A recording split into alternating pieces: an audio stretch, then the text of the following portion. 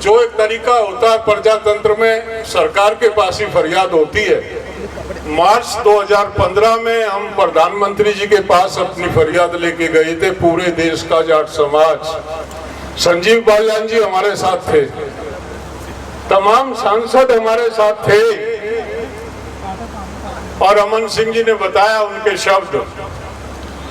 उन्होंने ये कहा था कि जाटों के साथ निश्चित तौर पे न्याय होगा और इस काम विधिवत करेंगे, इसमें कोई कानूनी खामी नहीं छोड़ेंगे, आपको आरक्षण मिलेगा, ये मैं आश्वासन देता हूं। मैंने जाटों का नमक खाया, ऐसा आश्वासन प्रधानमंत्री का है जो पंचायत के सामने दिया था। दोबारा 2017 में, उसमें भी बालियान जी हमारे साथ थे, संजीव जी अमित शाह के घर बैठे थे।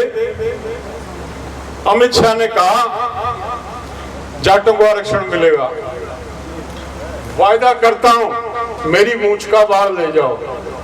इससे बड़ा प्रॉमिस तो कोई होता नहीं समाज में।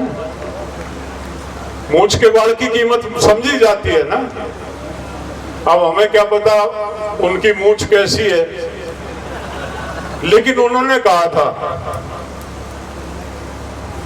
आरक्षण मिलेगा बिचौलिए से। मैंने संजीव बालियान जी से एक दिन निवेदन किया था, 2023 नवंबर के अधिवेशन दिल्ली में मैंने निवेदन किया था, वकील के बिना नहीं मिलेगा। उस टाइम हमारे पास वकील थे अजीत सिंह, भूपेंद्र हुड्डा, अमरिंदर सिंह। मैंने अपील की थी भाई से, आप और चौधरी वीरेंद्र सिंह थे उस टाइम बीजेपी में, आप हमारे वकील बनके हमारी पैरवी कर दो, बिना वकील के आरक्षण मिलेगा नहीं। हमारा काम है लोगों को इकट्ठा करके अपनी आवाज को बुलंद करके एक दबाव बनाना।